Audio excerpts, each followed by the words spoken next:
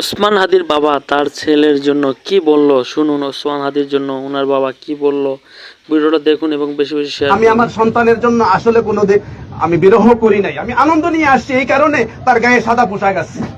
আচ্ছা, পোশাক দিয়ে তাকে আমি সাজাইয়া নিয়ে আসছি, যেমন নাকি বর সেজে আসে, কনের বাড়িতে বর সেজে আসে, আমি তাকে সাজাইয়া নিয়ে আসি জান্নাতে যাওয়ার জন্য। শুক্রবারে বিকাল থেকে তার জবানের মধ্যে তেলাওয়াত ছিল, জবান থেকে তেলাওয়াত বের হয়েছে, আল্লাহুল্লাযী লা ইলাহা ইল্লা ওয়ালান তাজিদা লাহু নাসীরা, এরকম আয়াতগুলো পড়তেছিল। হ্যাঁ, অনেকগুলো পড়তেছিল। তারপরে যে আইসিইউতে লাগানো হয়েছে, এগুলো বের হয়েছে। যাই দেখি, আমি শুনি একটু কি পড়তে চাই, কি করতে চাই।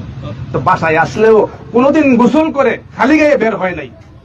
আমি বলতাম যে এখানে তো কেউ নাই, তো না থাকলে কি এটা একটা পর্দা না? তো যাক, আলহামদুলিল্লাহ, আমি আমার আল্লাহ পাক রব্বুল আলামিন কেন আমাকে এই সন্তান দিয়েছেন, এটা না দিলেও তো পারতেন। এখন নিয়ে গেছেন, অনেকে বলে যে অকালে মৃত্যু। আসলে মৃত্যুর কোনো কালই নাই, তো অকাল হবে কিভাবে বলেন তো দেখি?